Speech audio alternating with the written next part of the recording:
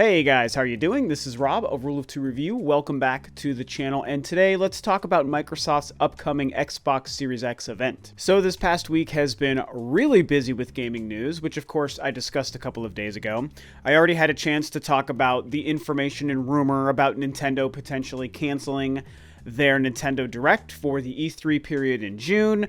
Ubisoft has also finally shown off and confirmed Assassin's Creed Valhalla. And on top of that, Microsoft also confirmed that this coming Thursday, May 7th, they will be officially revealing Xbox Series X gameplay during Inside Xbox. This is huge news, you guys, and very exciting because we have all been waiting for concrete information and details and pricings and release dates and, of course, gameplay for the two next-gen machines that right now we're being told will be launching this year in 2020. With the exception of pre-rendered cutscenes for both Hellblade 2 and for Godfall, we've seen pretty much nothing in terms of what games might actually look or play like on the Xbox Series X or the PlayStation 5. We've seen the console and the controller for the Xbox Series X. We've now officially seen the DualSense 5 controller for the PlayStation 5. And so it's nice that we're getting some of these things, and they've also both talked about the specs within the consoles, and as you know, I'm not good at breaking down that stuff, so that's not details I can really talk to you guys very thoroughly about. But what about the games, man? We've been waiting for games, and we've been waiting for gameplay, and it seems like because of the craziness of 2020 with the health situation, moving things around and delaying and canceling games and events, that Microsoft and Sony have been playing it real close to the chest when it comes to their next-gen machines, even though they have, like I said, recently doubled down that, yes, holiday 2020 is when these consoles will release.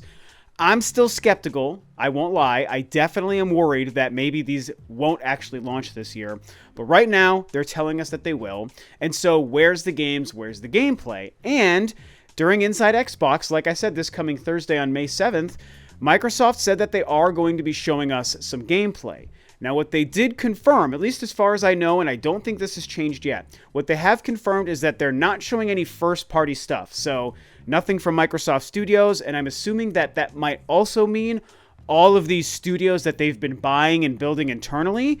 I'm assuming we're not going to see any of those games. Although you would think that Hellblade 2 would show up, and that, of course, is developed by a studio that they now own, Ninja Theory, so tough to say when it comes to that one. Obviously, we still have to wait, but it does seem like, something like a Fable or a Halo Infinite, unfortunately, maybe a new Gears game or a Forza game, the first-party stuff, they're not going to show us that, only third-party. But if I'm being real with you guys, honestly, I'm still excited. I think that that's good enough considering the fact that Sony and Microsoft have been so slow with this information. And because we know it's partly because of the health situation, it's like I can't really be too upset about it. I definitely want as much info as they can give us, man, because I'm ready to buy these consoles both on day one, man. Like, I want these next-gen machines. I'm very excited. And so at the end of the day, if all they're going to give us right now is just this third-party stuff, I'm still okay with that. As far as we know, I think that Ubisoft is the only company to actually confirm that they're going to be showing something at the event. And we do know that that is going to be Assassin's Creed Valhalla gameplay. So that is very exciting because, I'm actually not a very big Assassin's Creed fan. It's fine, but it's weird that it's a series that really I should be very into. But the two games that I've tried in the past just didn't grab me for some reason. Nothing wrong with them, they just didn't grab me. So I'm not really a big fan, but I do like the idea of the Viking setting, and I'm always open to any new video game that might actually turn me around or make me interested. And while it's cool that they showed us this CG trailer of Vikings doing Viking things, that doesn't really do anything for me as a non-fan of Assassin's Creed, but gameplay certainly could. That could change the tide, and so we're going to see, next-gen gameplay, which already by default is very exciting. Once we know we're going to see gameplay of a really big title like the next Assassin's Creed game, that also could become very exciting to me. And so now that we have confirmation that Microsoft is going to be the first of these two companies to show us what next-gen gameplay looks like on their machine, I think it puts them in a really interesting position because honestly, man, I think that most of you guys would agree, this whole next-gen conversation has really been led and owned by Microsoft. They have been doing a much better job with their messaging and with their relaying of information to the gamer than Sony has. I love Sony. I love the PlayStation brand, you guys, even more than the Xbox.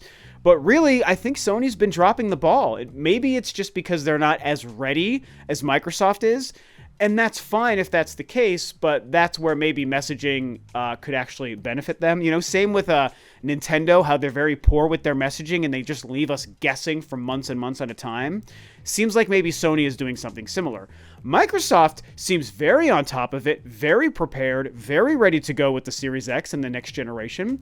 And so I think that being the first to show the machine, being the first to release like a launch window, and now the first to show us next-gen gameplay really puts them in the position to potentially own this next generation. Now, before any fanboys from any company out there starts coming at me for this, that, and the other when I say that, please understand that when I say that they're in the position to own this generation, that doesn't mean that I think they're a lock. Anything could go any which way. I mean, when you look at in the 6th gen, the weakest of the 3 consoles, the PlayStation 2 was the one that had the most games and that had the most sales, like the best of all time. Then you get to the following generation and this weird Nintendo motion control standard definition thing comes out and just destroys the competition. Now the Wii U failed, but then the Switch does incredibly well.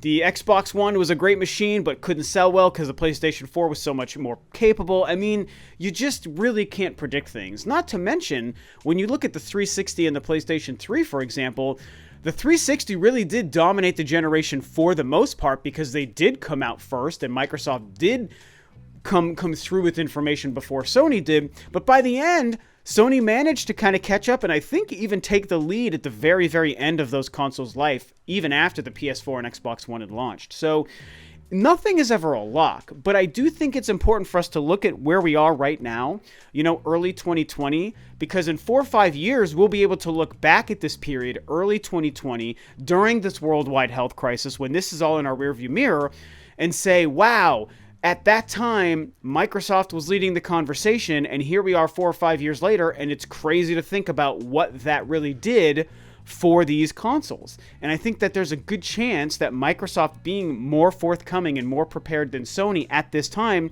could be the thing that potentially gives them a leg up over the PlayStation 5. And again, I'm not picking sides here. I don't really care who does better than the other. As long as all the consoles are great and there's great games to play across the board, it doesn't matter to me who does better than the other and who falls in first, second, or third, or whatever. I mean, don't get me wrong. It's interesting, and I guess I care from that perspective, and as long as everyone's successful, then I care. But I don't really care, right? As long as all the consoles are quality and the games are good, I'm satisfied. So I'm not picking sides. I'm not trying to say anything else if you're like a Sony fan or whatever. But I think that when you just look at it objectively, whether you're a PlayStation or an Xbox fan or a fan of both, Microsoft is in the position to actually lead this thing. Just like they were in the position to fail in the last generation. If I remember right, I think they were the first to show the Xbox One before Sony showed the PlayStation 4. I hope that's true because that means my theory actually works out properly here, where they were the first to show it and they dropped the ball with that reveal and they could never recover, especially when Sony gave them the kill shot during E3 just a couple of months later. Okay, so looking into it, it does seem like I think the PlayStation 4 was revealed before the Xbox One. But at the end of the day, I still think what it shows is based on how you get your messaging out to people, it's always your game to win, but it's just as much your game to lose. Which, regardless of which of those events took place first, it was Microsoft's game to lose, especially coming off of the success of the 360, and they did lose it because of their poor messaging and their poor business decisions of that console. And it seems like they're really learning from these mistakes with the Xbox Series X so far.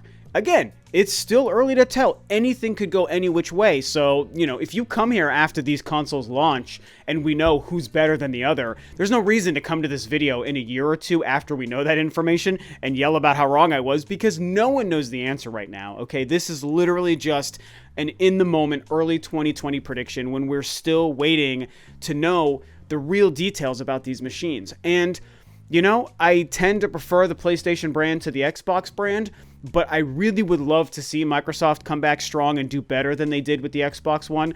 I like the Xbox One, even though the library has suffered the past 2 or 3 years. I do like the machine, and one of my all-time favorite controllers is the Xbox One controller. I think it's really incredible and really comfortable.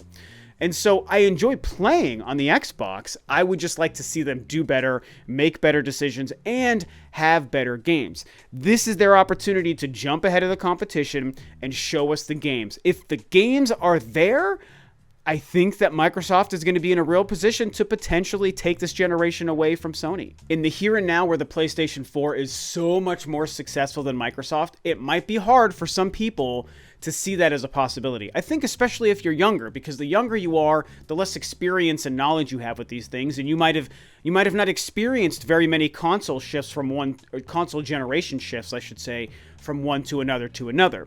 So you younger folks out there just might have no idea about what's going on. But for the rest of us who've been around for a while, I mean, anything can happen, man. And so what's happening right now might not reflect what's going to happen in the future. Next generation could be totally whack.